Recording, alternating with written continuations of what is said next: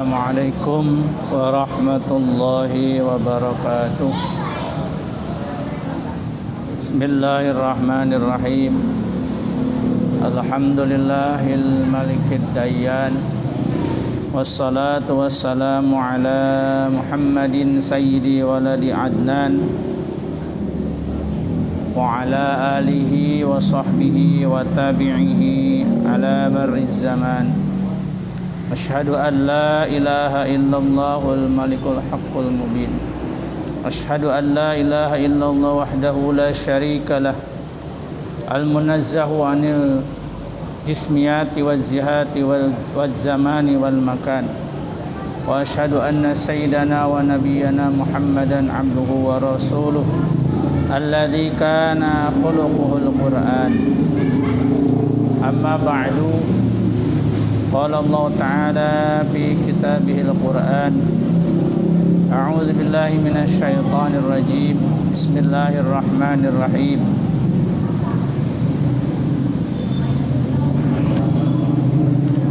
Innama ya'muru masajidallahi man amana billahi wal yawmil akhir wa aqama as-salata wa ata az-zakata wa lam yakhsha illallah wa asa ulaika an yakunu minal muhtadin. Wa qala Rasulullah sallallahu alaihi wasallam, man salaka tariqan yaltamisu fihi ilman sahhalallahu lahu tariqan ila jannah.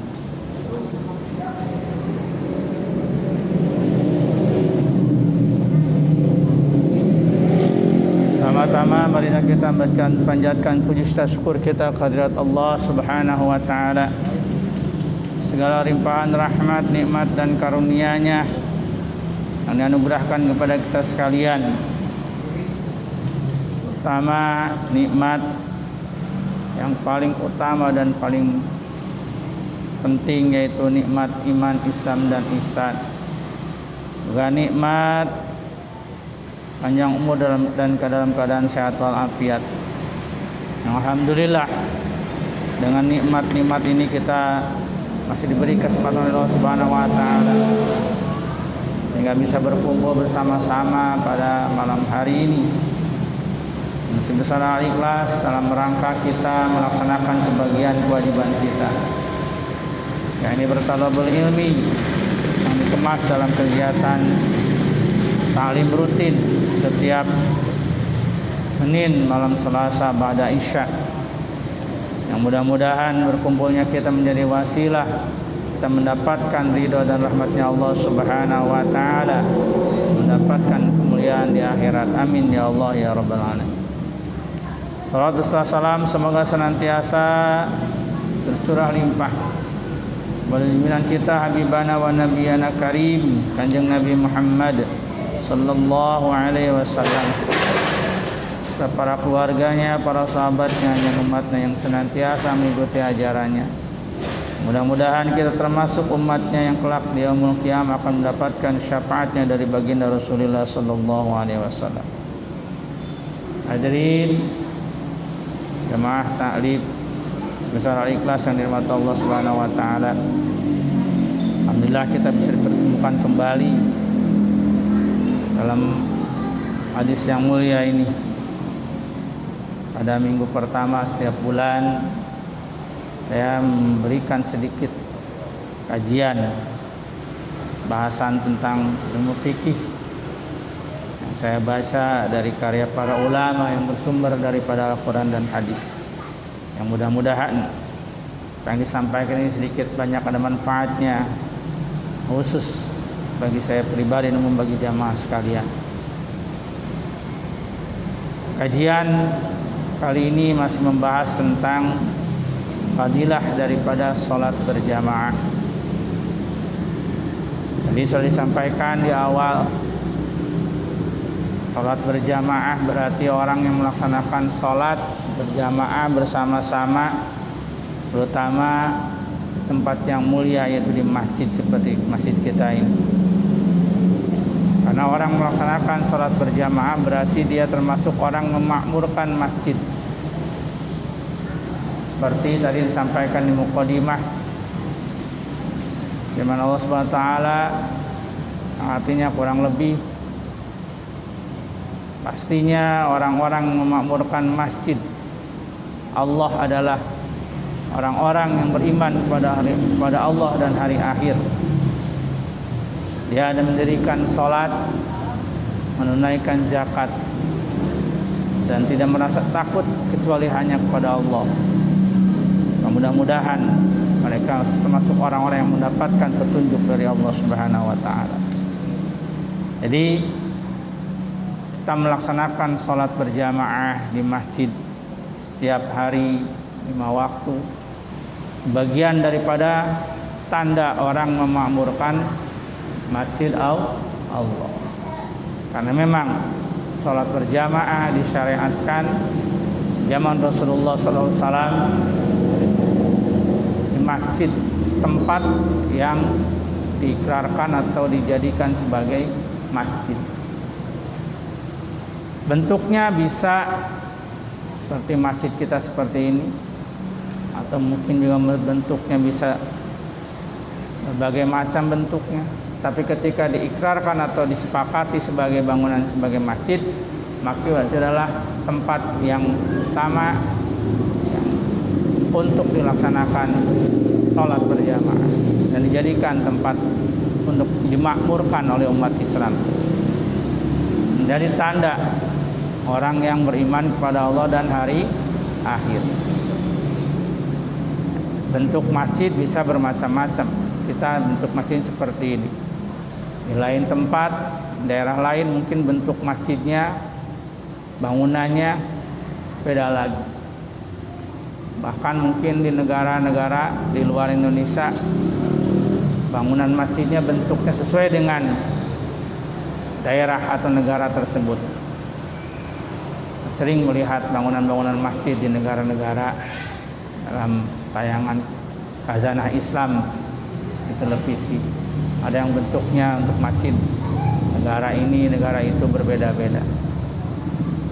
Tapi intinya ketika itu dijadikan sebagai masjid rumah Allah, maka di situ umat Islam diperintahkan untuk memakmurkan masjid dan menjadi ciri orang yang beriman kepada Allah dan hari akhir. Hadirin rahmati Allah Subhanahu wa taala, sering saya sampaikan bahwa salat berjamaah ini sangat penting dalam kehidupan kita sebagai umat Islam dan menjadi ciri wujudnya kebersamaan atau persatuan kita sesama umat Islam, yang mestinya ketika berjamaah ini menjadi contoh atau menjadi ciri bahwa umat Islam bersatu, bersama-sama berkumpul. Yang minimal ketika kita melaksanakan sholat berjamaah 5 waktu, kita bertemu 5 kali. Walaupun mungkin tidak dilanjutkan dengan obrolan-obrolan yang lain, tapi ketika kita bersama dalam satu tempat melaksanakan sholat berjamaah seperti di masjid ini, maka minimal kita bisa melihat saudara kita masih ada, masih bertemu. Jadi ketika kita berjamaah terus, maka kita akan tahu, oh Jahid masih ada, Khalid masih ada. Ya lebih baiknya kita ada tegur sapa, ada bertanya gimana kabar dan sebagainya. Itu salah satu hikmah daripada kita melaksanakan sholat berjamaah. Terjalinnya kebersamaan. Terus juga akan saling memperhatikan, minimal mengetahui satu sama lain tentang keberadaannya ketika kita ada dalam sholat berjamaah. Saya ketika berjamaah, kemudian ada Pak Ocim berjamaah, alhamdulillah Pak Ocim masih sehat, alhamdulillah Pak Anu masih sehat. Walaupun mungkin setelah sholat berjamaah tidak sempat untuk saling bertegur sapa, untuk berbincang-bincang. Tapi ketika bertemu melihat jamaah kita ada, berarti kita otomatis ya bisa mengetahui keadaan saudara kita sesama muslim. Tapi ya kalau tidak berjamaah, kita sering bertanya ini kemana? Ya, kecuali kalau ketemu di luar forum berjamaah, di luar sholat berjamaah kita bertemu. Oh ada, tapi nggak berjamaah. Tapi kalau berjamaah tidak bertemu pun tidak karena tempatnya berbeda, misalkan jarak satu rumah dia dengan yang tidak berjamaah itu tidak berdekatan, sehingga kita tidak tahu bagaimana kabarnya si Jahid, bagaimana kabarnya si Khalid, ya, sehat apa tidak. Itu salah satu daripada hikmah ketika kita melaksanakan sholat berjamaah, kan saling mengetahui keadaan saudara kita sesama muslim. Kemudian juga ketika berjamaah, kalau dilanjutkan dengan obrolan atau bincang-bincang, ada sesuatu yang masalah, pembahasan permasalahan, kita bisa sampaikan di dalam forum setelah sholat berjamaah. Salah satu daripada istimewaan atau hikmah daripada kita sholat berjamaah. Nah, belum lagi kepada pahala yang sudah kita maklum bersama bahwa berjamaah pahalanya jelas-jelas lebih besar, berlipat ganda daripada sholat sendirian. Sudah hafal dengan dalil hadisnya, sholatul jama'ati tabdulu ala sholatil fardhi bisab'i wa ishrina darajah. Sholat berjamaah mengungguli daripada sholat sendirian, pahalanya 27 derajat lebih banyak. Sudah pada paham semua kenapa kita berjamaah, karena itulah sholat ini, berjamaah ini ya, diberikan keistimewaan oleh Allah Subhanahu wa taala dengan pahala yang lebih banyak daripada sholat sendirian. Belum lagi daripada hukum sholat berjamaah. Kita alhamdulillah bermazhab Syafi'i, jumhurnya kebanyakan ulama berpendapat sholat berjamaah adalah sunat muakkad berdasarkan dalil hadis yang tadi. Tapi ada sebagian juga dalam mazhab Syafi'i yang berpendapat bahwa sholat berjamaah itu adalah fardu kifayah, artinya kewajiban kolektif. Ketika sebagian daripada umat Islam melaksanakan sholat berjamaah, maka yang lain gugur kewajiban berjamaah. Tapi apabila tidak ada seorang pun atau tidak ada dua orang berarti yang melaksanakan berjamaah dari golongan tersebut, dari kaum tersebut, maka dosa semuanya.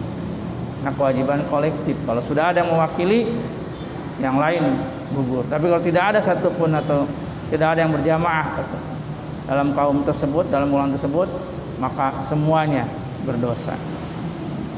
Ini pendapat mazhab Syafi'i. Tapi ada satu pendapat tentang sholat berjamaah, yaitu pendapat Imam Ahmad bin Hanbal, mazhab Hambali. Imam Ahmad bin Hanbal berpendapat bahwa sholat berjamaah hukumnya fardu ain. Artinya kalau orang sholat 5 waktu tidak berjamaah, sholatnya tidak sah. Ini pendapat Imam Ahmad bin Hanbal, pendapat mazhab Hambali. Makanya kalau ada orang yang berpendapat atau mengikuti mazhab Hambali, mazhab pendapat Imam Ahmad bin Hanbal, maka dia tidak akan meninggalkan sholat berjamaah dalam keadaan apapun. Karena ada dalil hadis Rasulullah SAW, ya, suatu ketika sabda, ya, demi ya jatuhan yang menguasai kata Nabi SAW, aku akan membakar rumah orang yang tidak melaksanakan sholat berjamaah. Jadi Rasul memerintahkan para sahabat, kumpulkan kayu bakar, sholat berjamaah. Kalau ada yang tidak sholat berjamaah, datangi rumahnya, bakar rumahnya. Nah, ini menjadikan dalil bahwa berjamaah itu fardu ain. Ya, sehingga orang yang sholat tidak berjamaah di masjid, sholat di rumahnya, Rasulullah perintahkan rumahnya untuk dibakar. Ini dipakai sandaran oleh Imam Ahmad bin Hanbal bahwa sholat berjamaah hukumnya fardu ain. Hanya untuk menghilangkan ya ikhtilaf perbedaan tadi, ya kita berjamaah sholatnya. Ya, kalau ketika berjamaah ya semua mazhab menyatakan kita selamat. Ya, ketika kita sholat berjamaah kita selamat. Mazhab Imam Ahmad bin Hanbal ya benar memang malah mewajibkan sholat berjamaah. Mazhab Syafi'i fardu kifayah, sunat muakkad. Mazhab yang lain juga sama. Ya, artinya sholat berjamaah itu ya merupakan perintah yang mesti kita laksanakan. Hingga ada ya, kisah seorang yang punya ya keyakinan tentang tadi seperti mazhab Ahmad bin Hanbal bahwa sholat berjamaah itu hukumnya wajib. Ya, sehingga dia dalam keadaan apapun tidak pernah meninggalkan berjamaah. Ketika dia ketinggalan berjamaah, sampai dia cari-cari orang yang belum sholat berjamaah. Ya, kalau kita mau cari misalkan ini ada tukang parkir, ya tanya, kamu udah sholat belum? Belum. Berjamaah, saya nungguin parkir. Berapa kamu parkir? Kalau 1 jam dapat 20.000, saya ganti nih, saya kasih 50.000. Berjamaah sama saya. Jadi diajak oleh dia untuk berjamaah, diganti parkir nunggu 1 jam itu 20.000, diganti saya kasih 50.000. Berjamaah sama saya. Nah, karena dia pendapat bahwa wajib bagi saya sholat berjamaah, rugi kalau tidak berjamaah. Ya, karena semua pendapat menyatakan sholat harus berjamaah. Ada yang tadi yang paling rendah yaitu sunat muakkad. Tapi itu tadi dasarnya berjamaah pahalanya 27 kali lebih banyak daripada sholat sendiri. Ada yang mengatakan tadi fardu kifayah, bahkan tadi yang paling berat mazhab Imam Ahmad bin Hanbal menyatakan sholat berjamaah hukumnya fardu ain. Nah, untuk lepas daripada ikhtilaf tadi, maka ya kita laksanakan sholat fardu berjamaah. Sering saya mengulang-ulang ini kenapa ya?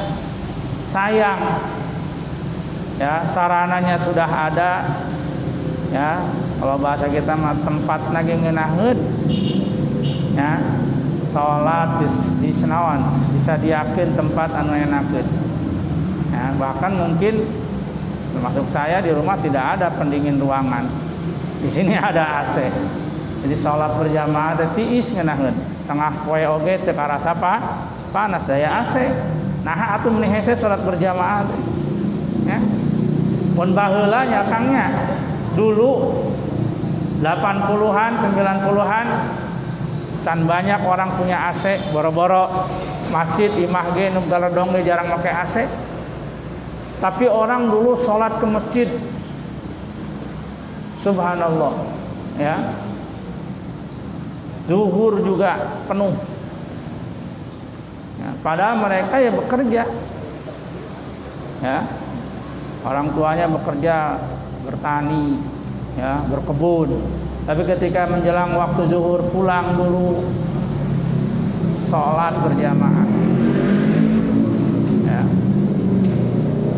Setelah itu istirahat, balik lagi ke ladang ke sawah.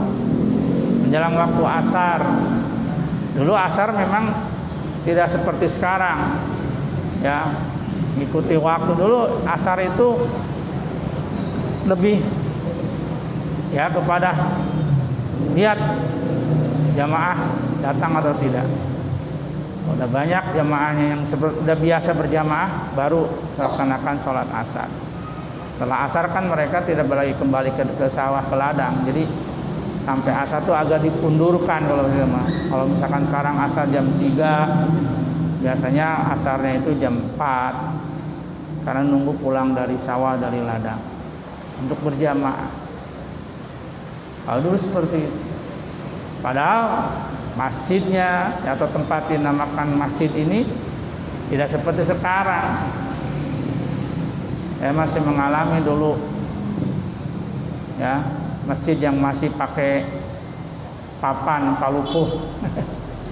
Lawan iya teh anu ronggar bisa-bisa kecepet kalau menteri teh teman-teman pakai celana ya. Nah, itu tahun 80-an masih ada masjid ya. 90-an semua masjid sudah tidak ada yang seperti itu, kecuali di kampungan di dalam. Sekarang tempatnya sudah enak untuk dipakai berjamaah. Nah, tapi kebalikannya, isinya yang kosong. Kalau dulu isinya banyak, tempatnya sederhana, masjidnya sederhana. Sekarang masjidnya nyaman ya, bahkan bagus ya, tapi isinya kosong. Inilah memang kalau kita kembalikan kepada keterangan Rasulullah SAW, apa yang disampaikan Rasulullah SAW, bahwa nanti di akhir zaman dan bagian daripada tanda-tanda sudah dekatnya kiamat adalah bangunan-bangunan, termasuk bangunan untuk ibadah, juga bangunan seperti masjid ya, dan bangunan ibadah agama yang lain juga sama, adalah bangunan-bangunan yang luar biasa megahnya. Masajidahum awamirahum, masjid mereka megah-megah, tapi walakin yakhlina anin jamaah, kosong daripada jamaah ya, berjamaahnya kosong. Kalau dulu masjidnya sederhana tapi jamaahnya banyak, sekarang masjidnya megah, nyaman untuk dipakai ibadah, tapi isinya kosong. Memang sudah berprediksi tanda-tanda kiamat itu di antara begitu. Bangunan-bangunan ibadah, masjid-masjidnya mewah ya, nyaman, tapi isinya kosong. Nah ini hadirin yang Rasulullah. Terus kemudian dalam berjamaah juga ada ketentuan. Ketika kita sudah melaksanakan sholat berjamaah, ada ketentuannya, ketentuan syarat-syaratnya.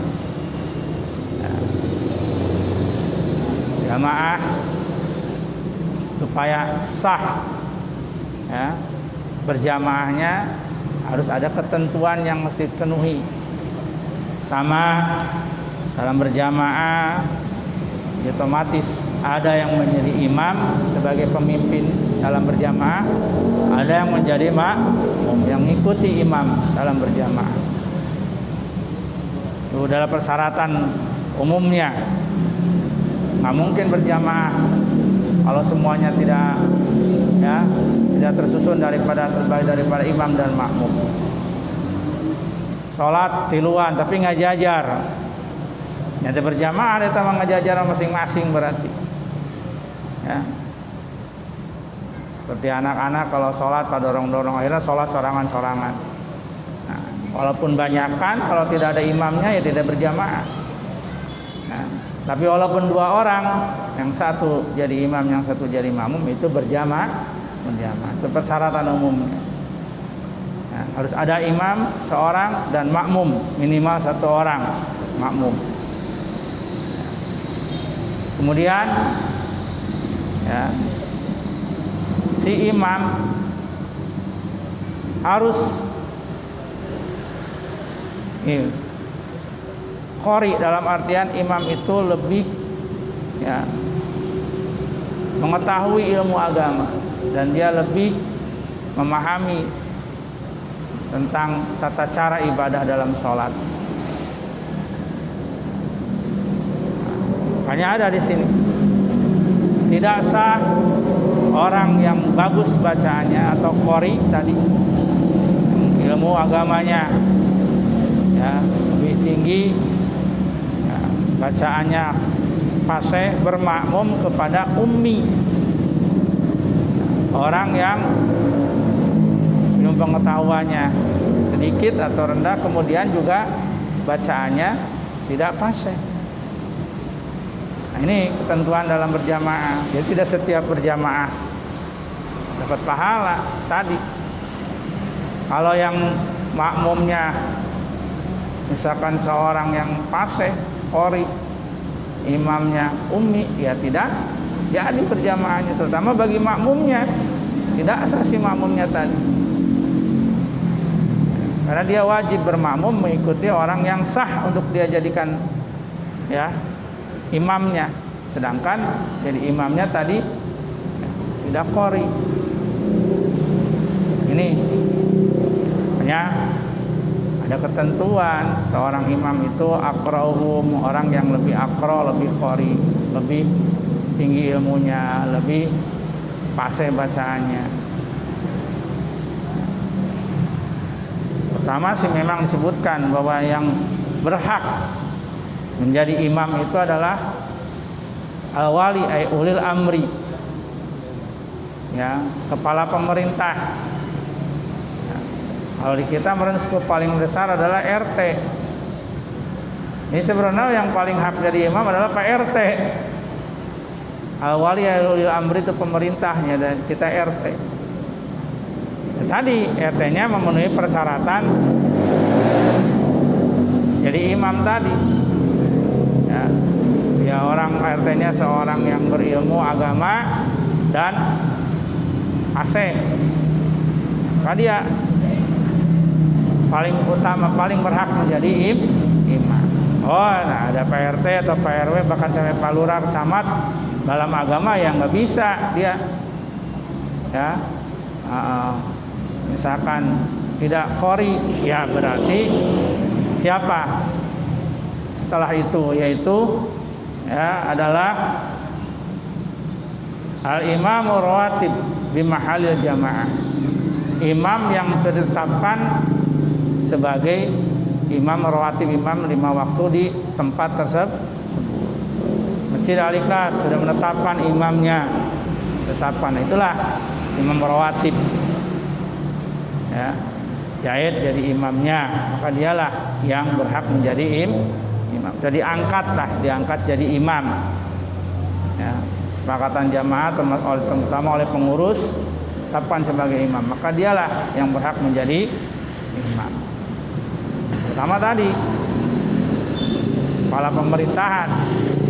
Pemerintah ternyata kapasitasnya untuk bidang imam tidak mencapai, ya imam yang ditunjuk oleh jamaah terutama oleh pengurus.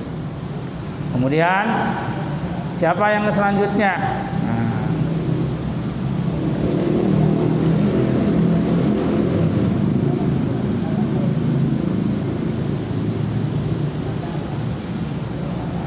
Summa abqah.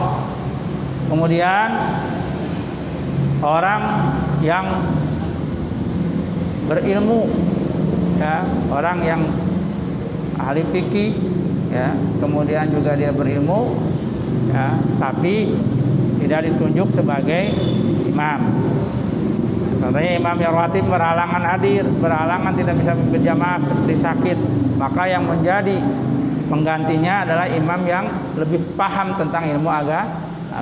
Jadi ada kan yang fakih yang ditunjuk, ada yang tidak ditunjuk, itulah yang menjadi imam selanjutnya. Nih ketentuan dalam berjamaah, ya. Kenapa? Karena dia bisa menanggung jamaah. Jadi dia paham tentang ilmunya, tentang berjamaah, tata cara berjamaah, sah dia jadi sholatnya di sini untuk orang lain juga dia bisa menanggung, maka dialah jadi imam. Kemudian siapa lagi? Kemudian orang yang akro, ya, orang yang fasih bacaannya, walaupun tadi di bawah abqah, bahwa orang yang lebih berilmu. tadi tidak ada ini. Di bawahnya adalah orang yang lebih di bawah ilmunya, tapi dia masih kategori akro, orang yang fasih bacaannya.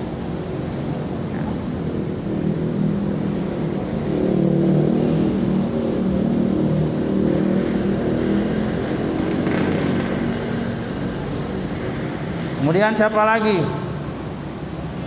Ya tadi kan orang yang fikihnya, kemudian qori'nya, kemudian orang yang auro, orang yang waro. Waro itu adalah orang yang menjaga diri daripada perbuatan dosa-dosa, terutama dosa-dosa besar.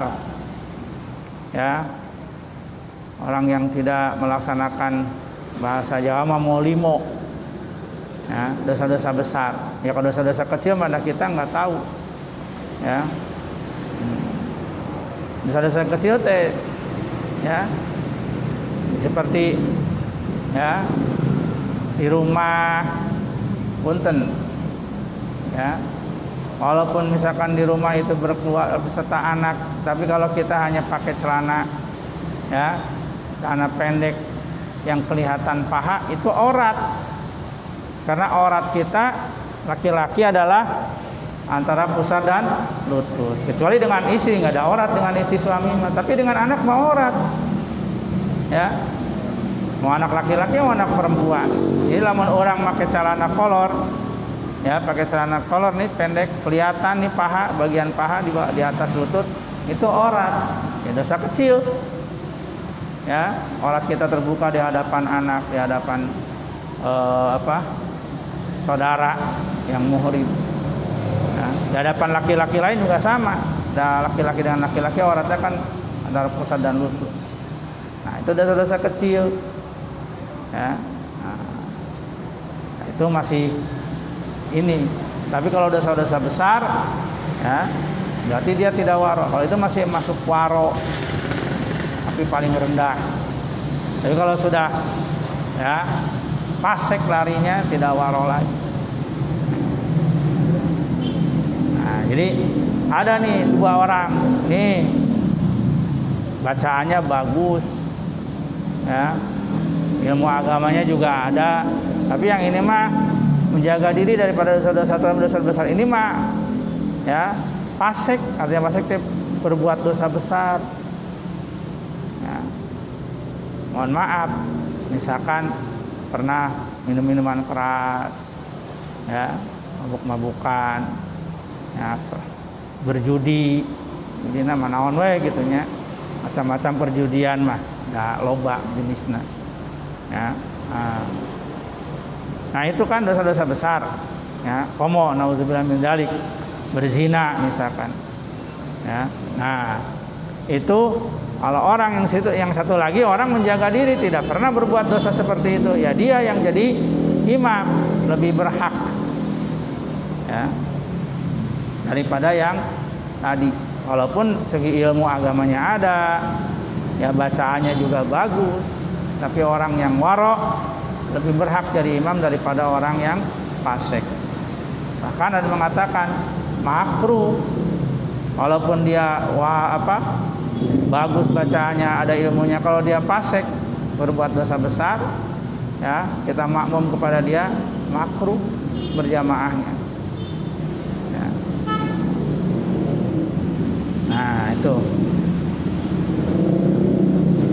Nah, kemudian baru, ya kalau sama-sama orang itu menjaga diri, usia,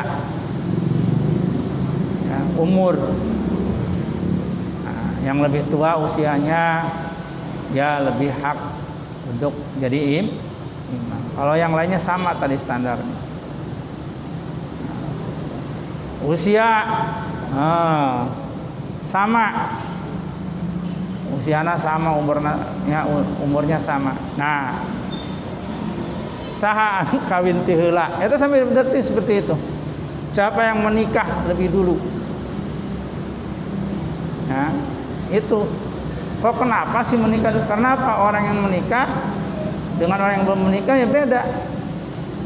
Orang yang menikah dia sudah apa? Bisa menjaga kehormatan otomatis.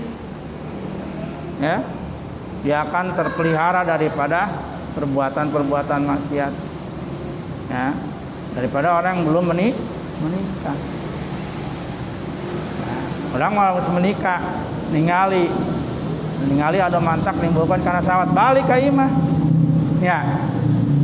Tapi namun bujangan berkali dengan syahwat ngalamun, yang ujung-ujungnya bahaya tak kadinya, ya. Tapi kan berkeluarga maka adab, ya, makanya lebih tenang jiwanya seperti itu. Yang berumah tangga, ya, tadi lebih utama. Jadi fikih itu membahas seperti itu.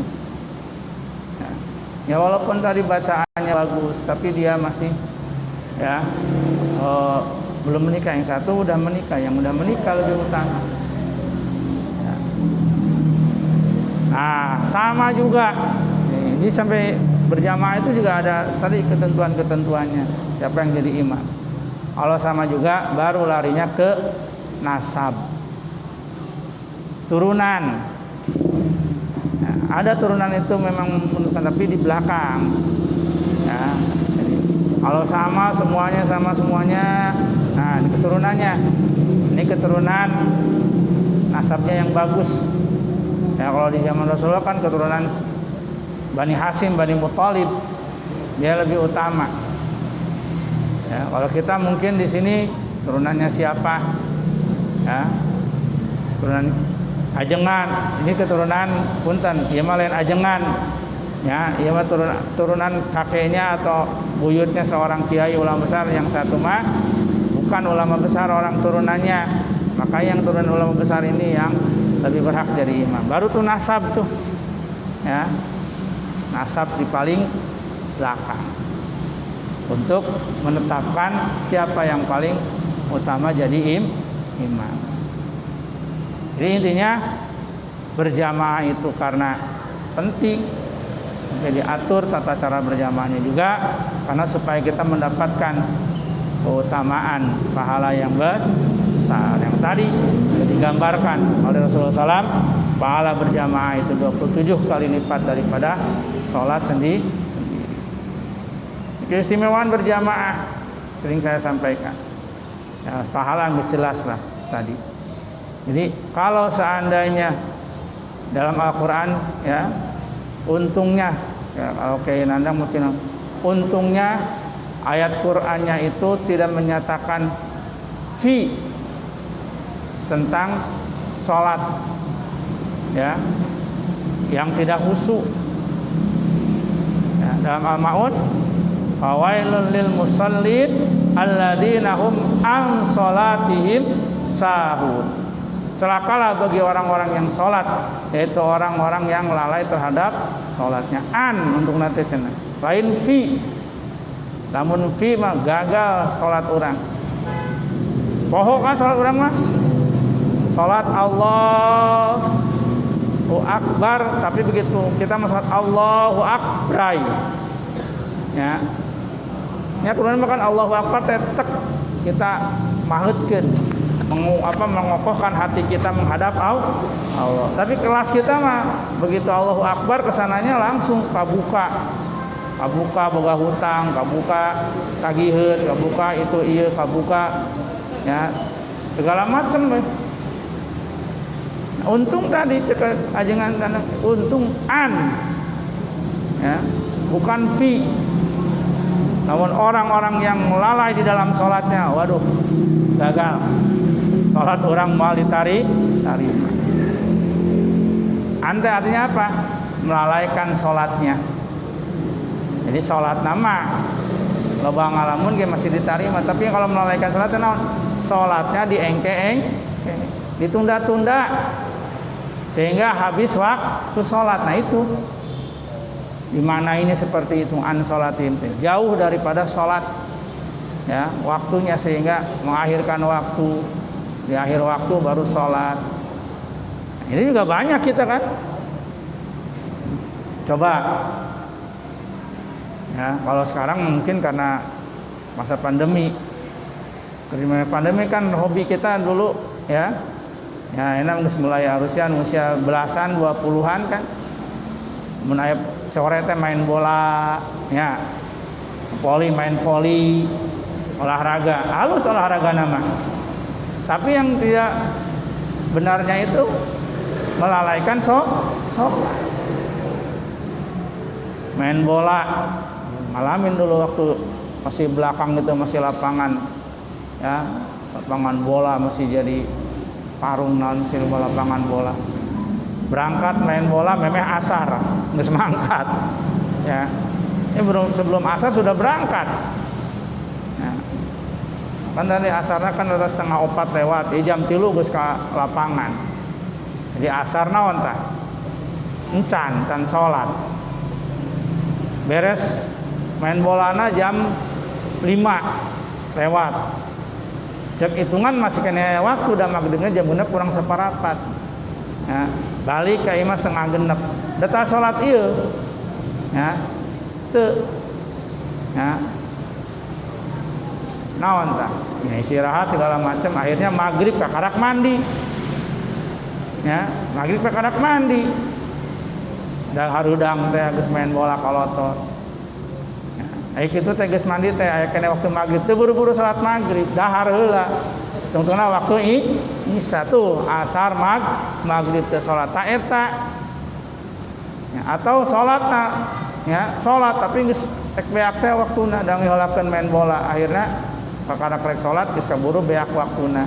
Nah, itu yang disebutkan alladzina hum an salatihim sahun. Tapi lamun alladzina hum fi salatihim sahun, waduh.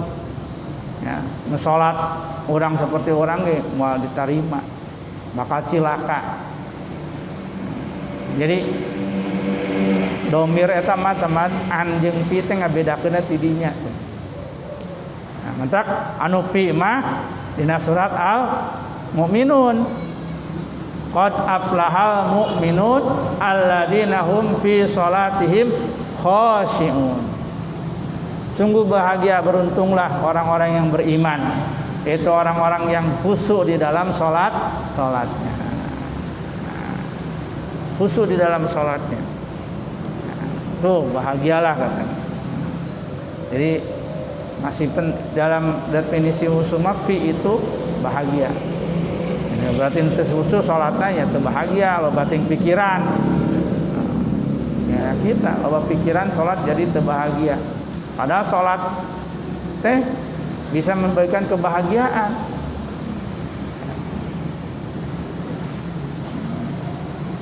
Salat kan bukan salat adalah zikir. Ya, wa aqimis sholata li dzikri. Dan dirikanlah salat untuk mengingatku kata Allah. Sedangkan zikir menenangkan hati. Ala bi dzikrillah tatmainnul qulub. Ingatlah, dengan mengingat Allah hati menjadi tenang. Ayeuna lamun urang salat encan kene tenang pikiran berarti can zikir tah. Hate urang. Ya. Salat masih kene bebaka bingung, ya, pusing. Berarti salat orang can asup kana zikir tadi. Zikir yang membuat hati tenang. Salat merupakan zikir kita kepada Allah, dan zikir kepada Allah menjadikan hati kita menjadi tenang.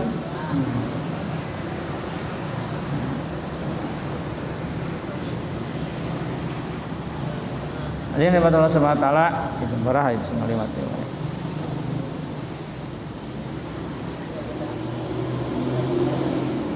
Ya. Berapa menit deui? 5 menit deui. Itu tentang aturan dalam imam berjamaah.